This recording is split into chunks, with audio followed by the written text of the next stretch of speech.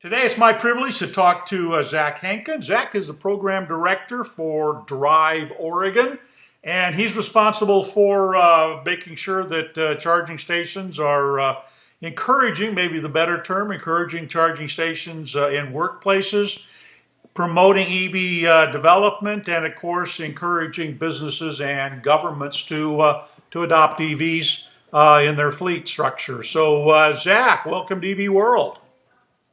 Thanks, Bill. It's good to have you here. All right, well, let's start off first of all by maybe give us a little bit of a background here on Drive Oregon. What's your guys' origin? Sure. So we were started in 2011 as an economic development nonprofit with funding from the state of Oregon, where Oregon doesn't make any cars. We're not Detroit, but we make a lot of the small bits and technology that goes in cars. So, for instance, wiring harnesses and the software and motor controllers, things like that. And so we stood up an organization to add some connectivity for those kinds of businesses, and did that through grant making, through networking, and through this conference, EV Roadmap, every year. So as that progressed, it became pretty certain that we also needed to talk about getting people to use the cars. So about 4 years ago, we started with workplace charging and really acting as a resource to get people to think about providing charging in different ways, multi-unit dwelling charging, public charging. And then through this recent grant, which I alluded to earlier, that we won at the end of last year, now we're really 2 feet firmly in the consumer sphere of getting people to drive the cars, getting consumers to drive the cars. So we're really excited to work in that space, which is talking points in consumer marketing and engagement and ride and drives and lots of other fun stuff. Right. Okay. So really, you guys are more or less than an advocacy organization encouraging the use of the vehicles rather than a funding or an infrastructure installation organization. Yeah, that's correct. So we try to be an objective resource to more than just the industry, to any stakeholder that needs it, and that could be a consumer, a business, or a local government. We don't do really any installation on our own. Instead, I think we would sub-grant out to someone else that would do that. Okay. Now, so you've got, as I understand, coming up now, you're reaching beyond the confines of Oregon, apparently. Tell us a little bit about, I think you call it Fourth. So what's going on there? Right. So we've worked closely with our Washington neighbors for a long time, and we've always looked for the excuse to expand up north. So as our state funding is winded down, which it's now a very small amount of our budget, we recently won this large grant. It's this excuse, or rather, it's this reason to really look beyond just Oregon. And so we're rebranding as Fourth and have this large campaign that is going to be kicking off May 1st to expand electric mobility throughout the Pacific Northwest. Okay. What's the adoption rate sort of been in Oregon? I know we tend to think of the big giant state to the south of you, California. That's the hub of all these. And then everybody, it sort of thins out the further north that you get. What's been the adoption rate there in Oregon? Good question. Pretty good, especially for the metro area. And Portland was rated by someone like the most EV-friendly city in the United States. We have about in between maybe 13 and 14,000 plug-ins on the road in Oregon, and it's closer to 20,000 in Washington. But our big claim to fame is charging, so especially fast charging. We have excellent per capita numbers for the amount of chargers we have. Okay, so if I remember correctly, and it was Interstate 5, I think, that runs down from Seattle down through Oregon and all the way down to San Diego, sort of an electric highway project. What role did you guys play in that? Right, so the West Coast Electric Highway. We worked with both partners finding and recommending sites which is not as easily as you would necessarily think. No, trust me, I know. And a lot of really even what we're doing now is trying to remind people of the principles of what makes a good charging site, especially for some of these intracity fast chargers. Because if you're hanging out for a half an hour or an hour someplace, you'd rather be at a place where you can get a coffee or a bite to eat rather than a cemetery. Right. And so I think things like that can really help add some continuity to the network as it continues to build out. Okay, now is this a? I mean, what component? What if you're going to maybe put fractions to it or something like? What piece of that is Tesla supercharger stations, and what part of that is fast chargers that are accessible to a wider number of vehicles? I think, if I remember correctly, a lot of those are probably AeroVironment fast chargers. Right. So that is the West Coast Electric Highway is entirely Well, I don't want to misspeak. It's entirely CHAdeMO chargers, Okay. AeroVironment, and BMW and Volkswagen went back towards the end of last year, I recall, and added some CCS chargers along the way as well. Sometimes at the same site, sometimes maybe one exit further. So there is continuity that you could take a Spark or a Bolt along the route as well. Okay, so the CHAdeMO chargers are primarily for Nissan Leafs then, I gather. Correct. The Leafs and the Kia Soul primarily. Okay, all right, very cool. All right, what sort of been? I mean, what typically you were getting grant funding from? I think the state lottery, some of that. What other sources are you able to tap into?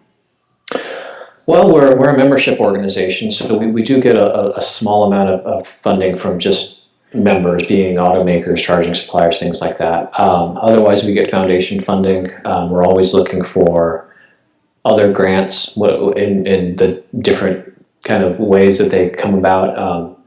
And then sometimes we actually might make $1 or $2 at the conference. Yeah, that's also hard to do. I've been involved in organizing one of those once, so Right. I understand that. So the adoption rate you think has been pretty good for Oregon there. Is there any particular manufacturer or vehicle that has been more widely adopted than others? Is it, is this Tesla territory? Is this Volt territory? Or a mix? Or would you know? It's a mix. It is a mix. The most popular manufacturer in Oregon is Subaru, so that doesn't really give you much insight beyond us forecasting that the Mitsubishi Outlander would do great. Right. You want all-wheel drive. You want all-wheel drive Exactly. in Oregon. Yeah. Yeah, because of the rain conditions and things like that. Right. Well, we see a good mix with Chevy Volts, of course, with Nissan Leafs. Those are great. And again, you can charge these cars everywhere.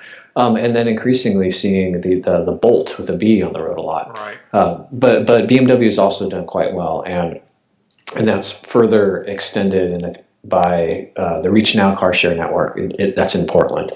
So I think as more people try, for instance, the BMW i3 through car share, that's going to be the first time they've driven it. We'll probably see those sales start trickling up as well. Okay. Of the things that you have to do there, I listed some of them. You have workplace charging, you've got encouraging EV deployment, and of course then adoption by cities and businesses. Which of those sort of occupies your greatest amount of attention, and where have you had sort of the most success? It's always developing. For workplace charging, that is a challenge for us, and we hope to make an announcement in the next couple of months about a new program related to that. The basis of that program was grounded in the Federal Department of Energy Workplace Charging Challenge, because that's gone away. Nationally, there's a lack of direction, and we'd always had someone sign like the US DOE pledge, and now there is no US DOE pledge. Yeah. But that being said, Portland has the highest amount of workplace charging organizations in the country, and we've had tremendous success there. And I think that one spot, worldwide, I think this is where we've really been a leader, because other countries aren't really thinking about workplace charging in the same way that we are. Largely because they have right-of-way charging and other access to charging, but with thousands of more cars on the road, that may change, that will change. But otherwise, this showcase project, we are now 2 weeks away from opening a physical location where anyone can come down in downtown Portland and test drive cars, try different charging equipment, be greeted by objective, educated staff, and ideally, it can be a place where anyone can kind of ease into electric mobility. And we hope that can also be a tool of the local dealerships and show it can be done. So that's taking a lot of time right now. Right. So, I mean, you kind of meant this. I'd like to maybe expand on that a little bit. Obviously, we're seeing a retreat on the part of the federal government under the Trump regime. And obviously, this then means if anybody's going to pick up the slack, it's going to have to be the state. What sort of is you sort of had some funding from the state, but you're not really a state entity or agency as such. So how responsive has the state of Oregon been to promoting this, and is this something that they can sort of pick up the slack on the part of the federal government? They could. We hope they might do something. One of the things that we're working on politically in the Oregon State Legislature is a vehicle purchase rebate. So Oregon's one of the few states that doesn't have an incentive to buy an electric car. Nearly every other state does. So that in and of itself would be a huge lift to the vehicle sales that we need to get. Otherwise, I think it's an ongoing challenge of who picks up the slack, and it's not just electric mobility. It's a lot of other things related to the new administration. I think that we'll see some of that picked up by private foundations, possibly cities, but it's still really too early to tell. I mean, it's April, and I think we're just starting to see a trickle down of what these changes can be. Okay. What's been your biggest challenge so far for you guys as a 501c3 or C6, I guess? We're both. We have a C3 and a C6. Okay. Our biggest challenge, honestly, bandwidth. So we have small staff, limited resources, trying to do as much as you possibly can. That's exactly it. Yeah. We're small staff. We're just scaling up to 10.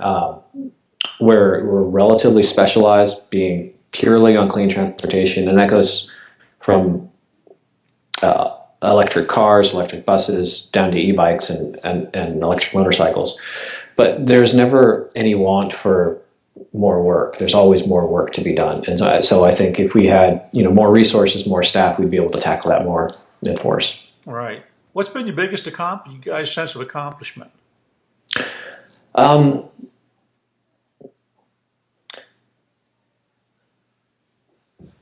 Lots of accomplishments. I mean, in many cases, I'm always surprised that I meet someone out of the state or out of the country that's heard of us. It's because I live in this little bubble where this is my day job. Yeah. But in particular, workplace charging, engagement with the industry. One of the things we do is these monthly networking events where if you get people together, you get a great speaker. You have some beer, good stuff comes out of it. Right. We recently launched a couple projects in low-income areas of Northeast Portland, one being electric assist bicycles for people without driver's licenses, and the other paired with an affordable housing complex, Hacienda CDC, that is testing whether or not used EVs could work for community car share. I think that, because no one else is really doing that, is really exciting stuff. Right, yeah. Well, California actually is just beginning they've got a solicitation out to explore some of that, and they put some serious money behind, about $8 million. So it'll be interesting to see how that comes out. Well, that's exactly it. They did theirs for $1 million, and We did ours for about $100,000, and it's online and working now. All right, good. Okay. I actually might want to talk to you about it because I have an idea to pitch to CARB on this respect. So maybe offline we can talk about that. So you guys have been somewhat of a model then for, I mean, I don't know of a lot of other organizations like yours in the other states that are doing this. What would be your advice to, how would you go about, let's say here in Nebraska, what would we do in Nebraska to emulate what you've done there, what have been your successes, what are the things you would do differently? Sure. Well, one, I think, is just acknowledging we don't need to reinvent the wheel. And that goes for a piece of collateral, it goes for a whole number of things, because there's good resources that are out there that we just need to disseminate them. So really collaborations from whether it be a sustainability arm of a city or an energy office, and then communication, because talking about what you're doing and then being open to listen to what others are doing can really help make things easier. Because for us, I interact with, nearly everyone who's engaged up and down the West Coast, including up into British Columbia. And it makes it really easy to say, tell me about what you're doing with your multi-unit rolling project, and then we can compare notes. Right. It makes things go, in many cases, a bit quicker because we're not all starting at square one. So your sense is that this is something obviously that's going to continue to grow. I mean, I think a lot of us are maybe a little bit discouraged by what we have seen happen, in the last few months. What's sort of your read? Are you upbeat about the spread and deployment and uptake of electric vehicles? So I am by nature an optimist, and I am enthusiastic in seeing the attention that electric transportation has gotten over the last couple of years, because 3 or 4 years ago or 5 years ago, it was different. The Leaf was just coming online. People were looking at the cars a little funny. Nowadays, we have people that are buying the cars simply because they're better cars. And so I'm optimistic that we will continue to see that trend. Because despite what may happen in our federal administration, the rest of the world is going to be continuing on that trend of moving to clean transportation. And so I think we just need to keep up. Okay. Personal question, what do you drive? I mean, everybody asks me that question. Turnaround's fair play here. So what do you drive? Right. I drive a Spark EV, a little guy. All right. And it worked out okay for you? Yeah. Well, our 3-year lease is coming up in a couple months, so I'm kind of in the market. But it's been a great, fun, zippy little car. Yeah, so you're going to go to a Bolt, or you're looking at something else, you think? I'm not sure, and I might consider, frankly, a plug-in hybrid, because we have some. I'd like this to be our primary car instead of just our urban car. Right. And we have some long trips sometimes. We have a Bolt that we've had at the office for about a month, and it's fantastic. I've driven up to Seattle without having to charge, which is... Oh, really? There you go. Cool. Yeah.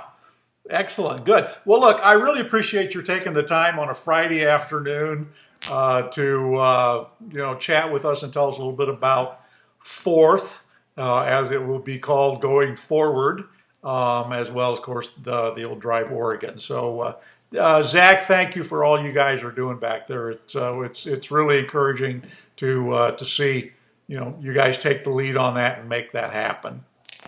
Glad to. Let's stay in touch, Bill. All right, sounds good. Thanks a lot. You bet. All right, bye-bye.